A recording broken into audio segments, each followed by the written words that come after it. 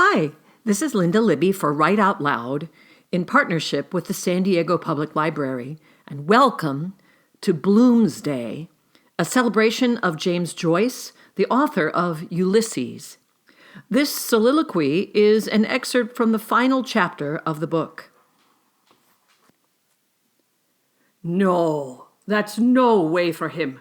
Has he no manners, no refinement, nor no nothing in his nature, slapping us behind like that on my bottom because I didn't call him Hugh? The ignoramus that doesn't know poetry from a cabbage. That's what you get for not keeping them in their proper place. Pulling off his shoes and trousers there on the chair before me, so bare-faced without even asking permission, and standing out that vulgar way in the half a shirt they wear to be admired like a priest or a butcher or those old hypocrites in the time of Julius Caesar. Of course, he's right enough in his way to pass the time as a joke. Sure, you might as well be in bed with what? With a lion? God, I'm sure he'd have something better to say for himself, an old lion would. Oh, well, I suppose it's because they were so plump and tempting in my short petticoat he couldn't resist. They excite myself sometimes. It's well for men. Oh, the amount of pleasure they get off a woman's body who is so round and white for them always. I wished I was one myself for a change, just to try with that thing they have swelling up on you so hard, and at the same time so soft when you touch it. My Uncle John has a thing long, I heard those corner boys saying, passing the corner of Marrowbone Lane. My Aunt Harry has a thing hairy. Because it was dark and they knew a girl was passing. It didn't make me blush. Why should it either? It's only nature. And he puts his thing long into me Aunt Mary's hairy, etc. And it turns out to be you put the handle in a sweeping brush. Men again, all over. They can pick and choose what they please. A married woman or a fast widow or a girl for their different tastes. Like those houses round behind Irish Street. No, but we're to be always chained up. They're not going to be chaining me up, no damn fear. Once I start, I tell you, for their stupid husband's jealousy. Why can't we all remain friends over it instead of quarrelling? Her husband found it out what they did together. Well, naturally. And if he did, can he undo it? He's Coronado anyway, whatever he does. And then he's going to the other mad extreme about the wife in fear tyrants. Of course, the man never even casts a second thought on the husband or wife either. It's the woman he wants and he gets her. What else were we given all those desires for, I'd like to know? I can't help it if I'm young still, can I? It's a wonder I'm not an old shriveled hag before my time living with him. So cold. Never embracing me except sometimes when he was asleep. The wrong end of me. Not knowing, I suppose, who he has. Any man that'd kiss a woman's bottom, I'd throw my hat at him. After that, he'd kiss anything unnatural, where we haven't one atom of any kind of expression in us, all of us. The same two lumps of lard. Before ever I do that to a man, the dirty brutes. The mere thought is enough. I kiss the feet of you, senorita. Now there's some sense in that. Didn't he kiss our hall door? Yes, he did. What a madman. Nobody understands his cracked ideas but me. Still, of course, a woman wants to be embraced 20 times a day almost to make her look young. No matter by who, so long as to be in love or loved by somebody. If the fellow you want isn't there, sometimes, By the Lord God, I was thinking, would I go around by the quays there some dark evening where nobody'd know me and pick up a sailor off the sea that'd be hot on for it and not care a pin who I was, only do it off up in a gate somewhere. or one of those wild-looking gypsies in Rathfarnham had their camp pitched near the Bloomfield Laundry to try and steal our things if they could. I only sent mine there a few times for the name Model Laundry, sending me back over and over some old one's odd stockings. That blackguard-looking fella with the fine eyes peeling a switch attack me in the dark and ride me up against the wall without a word. Or a murderer, anybody what they do themselves, the fine gentlemen in their silk hats. That Casey lives up somewhere this way, coming out of Hardwick Lane the night he gave us the fish supper on account of winning over the boxing match. Of course, it was for me he gave it. I knew him by his gaiters and the walk, and when I turned round a minute after, just to see, there was a woman after coming out of it too, some filthy prostitute. Then he goes home to his wife after that. Only, I suppose, the half of those sailors are rotten again with disease. Oh, move over, you big carcass, out of that, for the love of Mike. Listen to him. The winds that waft my sighs to thee. So, well, he may sleep and sigh, the great suggester, Don Poldo de la Flora. If he knew how he came out on the cards this morning, he'd have something to sigh for. A dark man and some perplexity between 2 sevens, too. In prison, for Lord knows what he does that I don't know. And I'm to be slouching around down in the kitchen to get his lordship his breakfast while he's rolled up like a mummy. Will I indeed? Well, did you ever see me running? I'd just like to see myself at it. Show them attention and they treat you like dirt. I don't care what anybody says. It'd be much better for the world to be governed by the women in it. You wouldn't see women going and killing one another and slaughtering. When do you ever see women rolling around drunk like they do, or gambling every penny they have and losing it on horses? Yes, because a woman, whatever she does, she knows where to stop, sure. They wouldn't be in the world at all, only for us. They don't know what it is to be a woman and a mother. How could they? Where would they all of them be if they hadn't all had a mother to look after them, what I never had? That's why I suppose he's running wild now, out at night, away from his books and studies, and not living at home. On account of the usual rowy house, I suppose. Well, it's a poor case that those that have a fine son like that, they're not satisfied. And I, none. Was he not able to make one?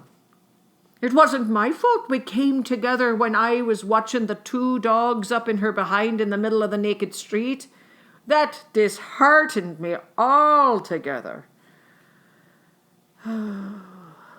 I suppose I oughtn't to have buried him in that little woolly jacket I knitted, crying as I was, but give it to some poor child. But I knew well I'd never have another.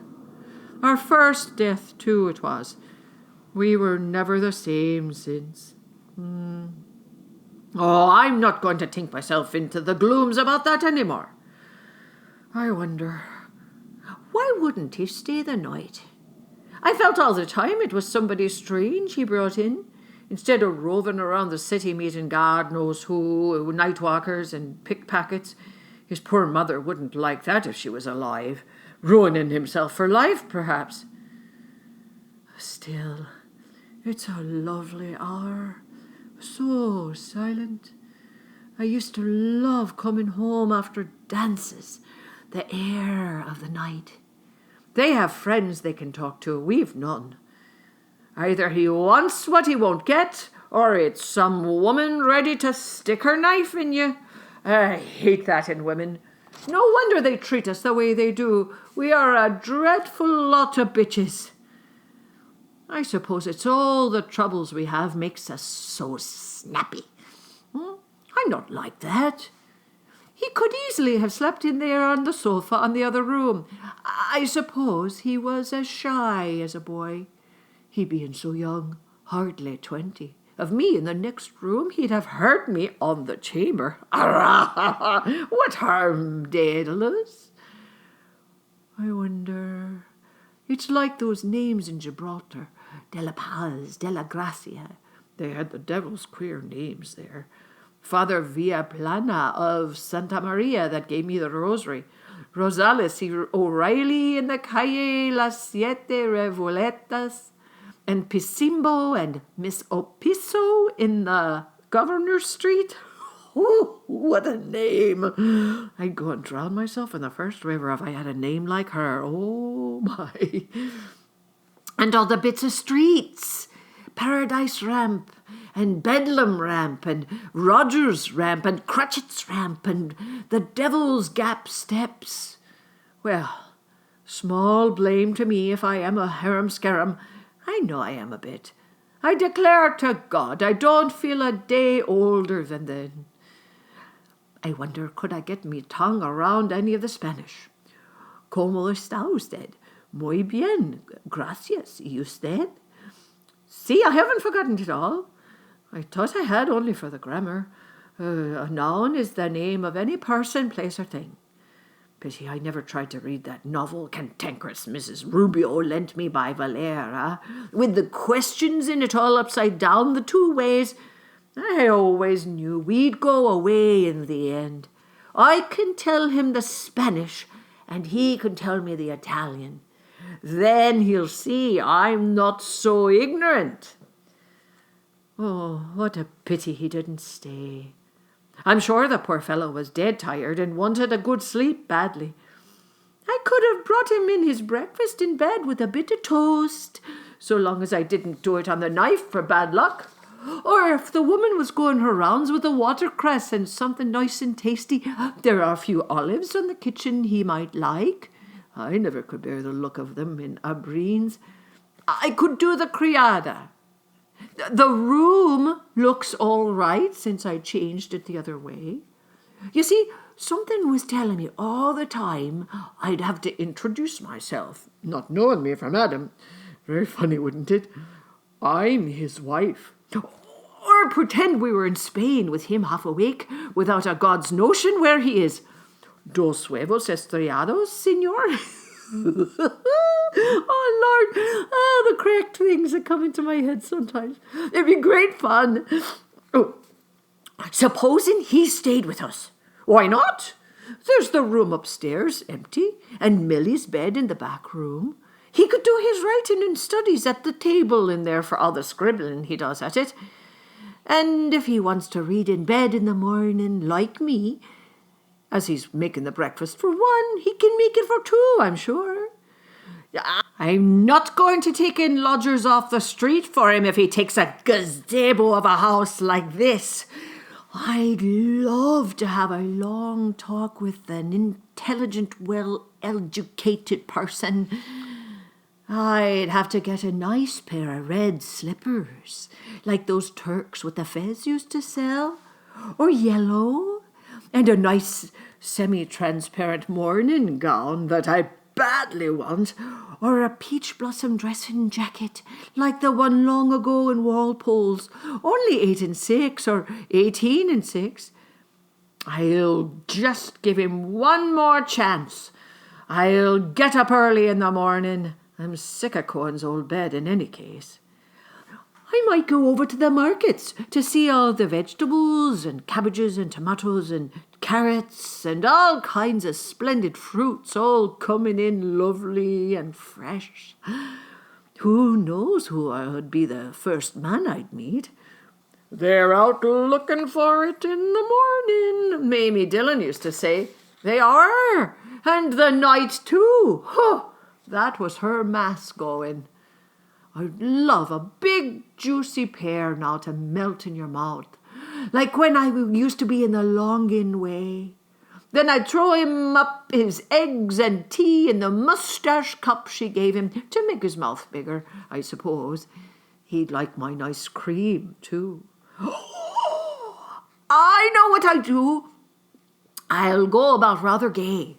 Not too much singing, a bit now and then. Mi fa pieta mazzetto.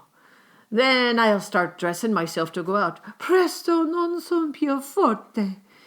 I'll put on my best shift and drawers. Let him have a good eyeful out of that to make his Mickey stand for him. I'll let him know, if that's what he wanted, that his wife is so fucked. Yes, and damn well fucked, too. Up to my neck, nearly. Not by him 5 or 6 times hand running. There's the mark of his spunk on the clean sheet. Ha! I wouldn't even bother to iron it out. That ought to satisfy him. If you don't believe me, feel my belly. Unless I made him stand there and put him into me. I've a mind to tell him every scrap and make him do it out in front of me. Serve him right. It's all his fault if I am an adulteress, as the thing in the gallery said. Much about it if it's all the harm we ever did in this vale of tears. God knows it's not much. Doesn't everybody? Only they hide it. I suppose that's what a woman is supposed to be there for, or he wouldn't have made us the way he did, so attractive to men. Then, if he wants to kiss my bottom, I'll drag open my drawers and bulge it right out in his face, as large as life. He can stick his tongue 7 miles up my hole as he's there, my brown part. Then I'll tell him I want £1, or perhaps 30 shillings. I'll tell him I want to buy underclothes. Then if he gives me that, well, he won't be too bad. I don't want to soak it all out of him like other women do. I could often have written out a fine cheque for myself and write his name on it for a couple of pounds. A few times he forgot to lock it up. Besides, he won't spend it. I'll let him do it off on me behind, provided he doesn't smear all my good drawers. I suppose that can't be helped. I'll do the indifferent. 1 or 2 questions. I'll know by the answers. When he's like that, he can't keep a thing back. I know every turn in him. I'll tighten my bottom well and let out a few smutty words. Smell rump, or lick my shit, or the first mad thing comes into my head. Then I'll suggest about, wait now, sonny. My turn is coming. I'll be quite gay and friendly over it. But I was forgetting this bloody pest of a thing. You wouldn't know which, to laugh or cry were such a mixture of plum and apple. No, I'll have to wear the old things. So much the better. It'll be more pointed. He'll never know whether he did it or not. There, that's good enough for you. Any old thing at all, then. I'll wipe him off me just like a business, his omission. Then I'll go out. I'll have him eyeing up at the ceiling. Where's she gone now? Make him want me. That's the only way. 1:15. What an unearthly hour. I suppose they're just getting up in China now, combing out their pigtails for the day. We'll soon have the nuns ringing the Angelus. They've nobody coming in to spoil their sleep except an odd priest or 2 for his night office. Or the alarm clock next door at cock-shout, clattering the brains out of itself. Let me see if I can doze off. 1, 2, 3, 4, 5. What kind of flowers are those they invented? Like the stars. The wallpaper in Lombard Street was much nicer. The apron he gave me was like that. Something. I only wore it twice. Better lower this lamp and try again so as I can get up early. I'll go to Lamb's there beside Findletter's and get them to send us some flowers to put about the place, in case he brings him home tomorrow. Today, I mean. No Fridays, an unlucky day. First, I want to do the place up some way. The dust grows in it, I think, while I'm asleep. Then we can have music and cigarettes. I can accompany him. First, I must clean the keys of the piano with milk. What'll I wear? Shall I wear a white rose? Or those fairy cakes in Lipton's? I love the smell of a big rich shop at 7 a pound, or the other ones with the cherries in them. And the pink sugar one. I'd like a couple of pounds of those. A nice plant for the middle of the table. I'll get that cheaper and... Wait, where's this? I saw them not long ago. Oh, I love flowers. I'd love to have the whole place swimming in roses. God of heaven, there's nothing like nature. The wild mountains, and then the sea, and the waves rushing. Then the beautiful country with the fields of oats and wheat and all kinds of things. And all the fine cattle going about. That would do your heart good, to see rivers and lakes and flowers, all sorts of shapes and smells and colours springing up, even out of the ditches. Primroses, violets. Nature it is. As for them saying there's no God, I wouldn't give a snap of my 2 fingers for all their learning. Why don't they go and create something? I have asked them often, atheists or whatever they call themselves. Go and wash the cobbles off themselves first. Then they go howling for the priest and they die. And why? Why? Because they're afraid of hell on account of their bad conscience. Ah, yes, I know them well. Who was the first person in the universe before there was anybody that made it all? Who? Ah, that they don't know. Neither do I, so there you are. They might as well try to stop the sun from rising tomorrow. The sun shines for you, he said. The day we were lying around among the rhododendrons on Howth Head, in the grey tweed suit and his straw hat, the day I got him to propose to me. Yes. First I gave him the bit of seed cake out of my mouth. And it was leap year, like now. Yes, 16 years ago. My God. After that long kiss, I near lost my breath. Yes, he said, I was a flower of the mountain. Yes, so. We are flowers all, a woman's body. Yes, that was one true thing he'd said in his life. And the sun shines for you today. Yes, that was why I liked him. Because I saw he understood or felt what a woman is. And I knew I could always get round him, and I gave him all the pleasure I could, leading him on till he asked me to say yes. And I wouldn't answer first, only looked out over the sea and the sky.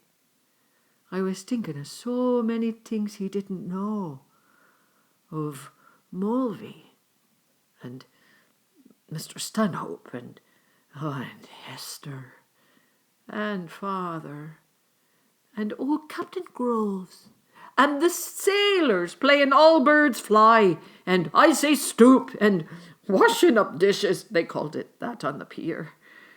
And the sentry in front of the governor's house with that thing round his white helmet, poor devil, half roasted. And the Spanish girls laughing in their shawls and their tall combs. And the auctions in the morning. The Greeks and the Jews and the Arabs and the devil knows who else from all ends of Europe.